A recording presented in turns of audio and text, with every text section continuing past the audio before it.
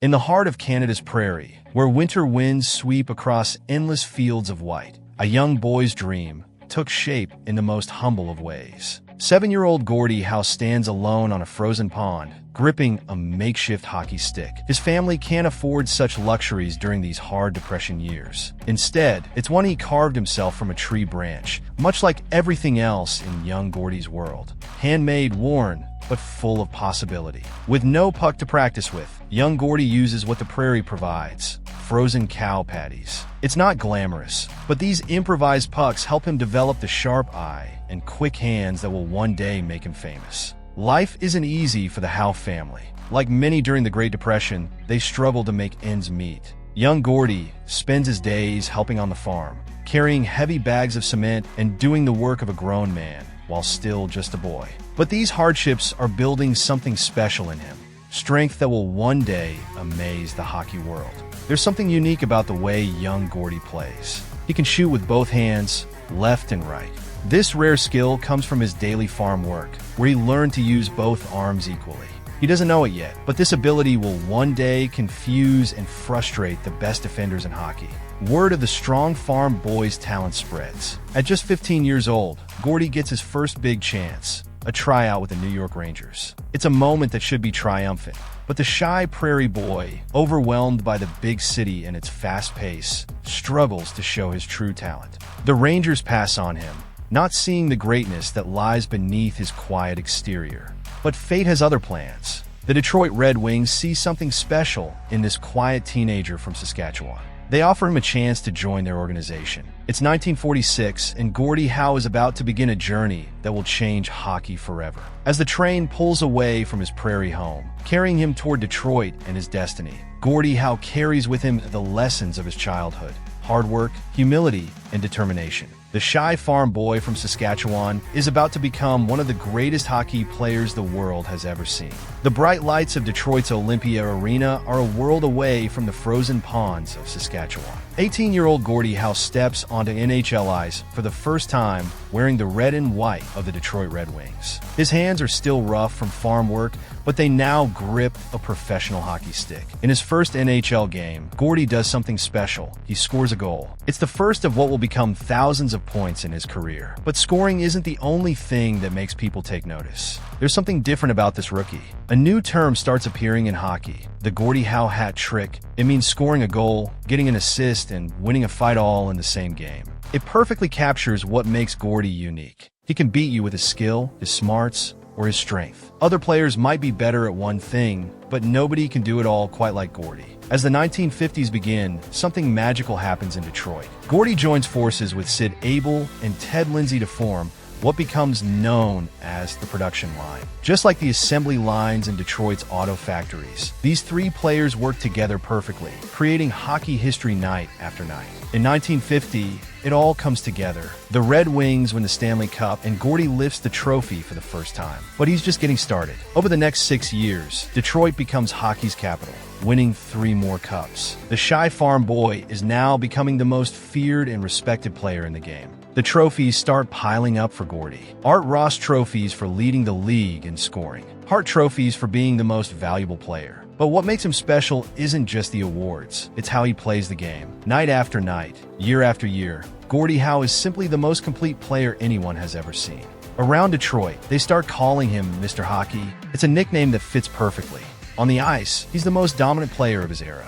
Off the ice, he's humble, kind, and always has time for fans. The farm boy from Saskatchewan hasn't forgotten where he came from. Young players watch him in awe. They try to copy his stance, his shot, the way he protects the puck. But there's something they can't copy: his combination of skill, toughness, and sportsmanship. By the end of the 1950s, Gordie Howe isn't just playing hockey, he's defining it. As the decade ends, Gordie Howe has become more than just a hockey player. He's become a legend. But even now, at the height of his fame, he's still the same person, still practicing after everyone else has gone home, still trying to get better. Because that's what farm boys from Saskatchewan do. As a new decade begins, most players Gordie's age are thinking about retirement. At 32, he should be slowing down. Instead, he's getting better. The 1960s are about to show the hockey world something it has never seen before, a superstar playing his best hockey in his 40s. While younger players take breaks in the summer, Gordie keeps working. His training isn't fancy. The same hard work that made him strong on the Saskatchewan farm keeps him strong on the ice. Year after year, he stays at the top of his game while others fade away.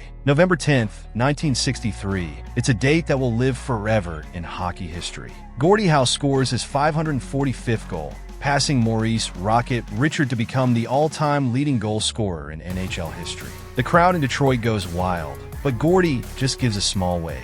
For him, it's just another day at work. Around the league, something interesting starts happening. Young players who grew up watching Gordie are now playing against him. Some of them were born after he started his NHL career. They call him Mr. Hockey with respect in their voices. He doesn't just play the game. He teaches it, showing the next generation what it means to be a professional. The game is changing in the 1960s. Players are getting bigger faster. New teams are joining the league. But Gordie Howe doesn't change. He just keeps playing his game, scoring, passing, protecting his teammates. He might not be the fastest player anymore, but nobody is smarter. Nobody knows the game better. Off the ice, Gordie's boys are growing up watching their father play.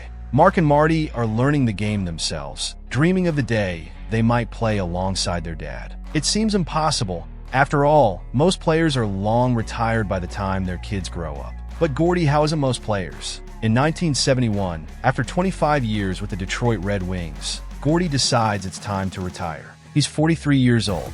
He's played more games, scored more goals, and earned more points than anyone in NHL history. The hockey world prepares to say goodbye to the greatest player they've ever seen. But as Gordie Howe hangs up his Red Wings jersey for what seems like the last time, there's still more to come. The story of Mr. Hockey isn't over. In fact, one of its most amazing chapters hasn't even begun.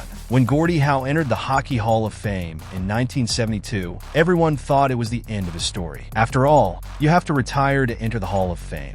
But Gordie had a dream that wasn't finished, playing professional hockey with his sons. A new league called the World Hockey Association gives him that chance. The Houston Aeros sign not just Gordie, but his sons Mark and Marty too. People wonder if this is just a publicity stunt. Can a 45-year-old man really come back to play professional hockey? The answer is yes, if that man is Gordie Howe. Not only does he come back, but he also leads the Houston Aeros to championships. Picture this, a father playing on the same line as his sons, teaching them the game at the highest level. It had never happened before in professional hockey, and it might never happen again. Mark and Marty aren't just along for the ride, they're good players in their own right. Mark especially shows the same kind of talent his father had. But what makes this time special isn't just the winning, it's the joy of a father sharing the game he loves with his sons. After success in Houston, the Howe family moves to the New England Whalers, who later become the Hartford Whalers. When the WHA merges with the NHL in 1979, something amazing happens. Gordie Howe returns to the NHL at age 51. In his final NHL season, Gordie Howe is playing against players who weren't even born when he started his career. He plays all 80 games that season, scoring 15 goals and adding 26 assists. At age 52, he's still contributing, still competing, still showing young players how the game should be played. When Gordie finally retires for good in 1980, his records seem unbreakable. 32 professional seasons, 2,421 games played, 1,071 goals, 1,518 assists, 2,589 points. But the numbers don't tell the whole story. This is about more than hockey. It's about family, about passing the game from one generation to the next. As Gordie walks off the ice for the last time, his sons by his side, he's done something no one thought possible. He's come back from retirement, played professional hockey with his children, and proved that age is just a number. The farm boy from Saskatchewan has written the most incredible chapter in hockey history. Some records are meant to be broken, but some legacies live forever. Gordie Howe's impact on hockey goes far beyond the numbers, impressive as they are. He changed not just how the game is played, but what it means to be a professional hockey player. Ask any hockey player today about Gordie Howe, and you'll see their eyes light up with respect. Many of them never saw him play, but they know the stories. They know what it means when someone says you have to be tough enough to play Gordie Howe hockey. Watch closely, and you'll see Gordie's influence in today's game. The way players protect the puck, how they use their elbows to create space, the importance of being strong on your skates. These are all lessons Gordie Howe taught the hockey world. His style of play became the textbook for how to succeed in the NHL. They called him Mr. Hockey, and no nickname has ever fit better.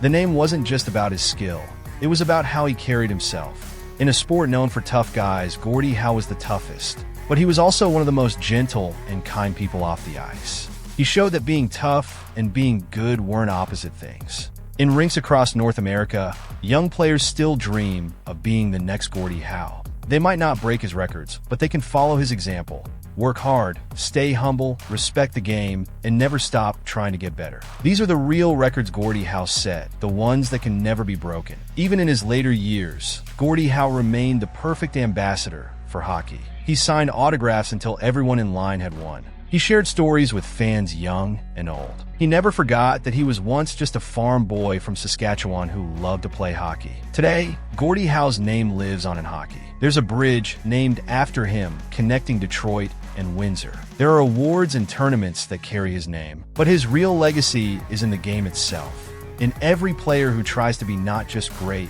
but good, who tries to play the game the right way. From frozen ponds in Saskatchewan to the bright lights of the NHL, from Detroit to Houston to Hartford, from father to son to grandson, Gordie Howe's journey shows us what sports can be at their best. He wasn't just Mr. Hockey, he was hockey itself. And as long as players lace up their skates and pick up their sticks, Gordie Howe's spirit will live on in the game he loved so much.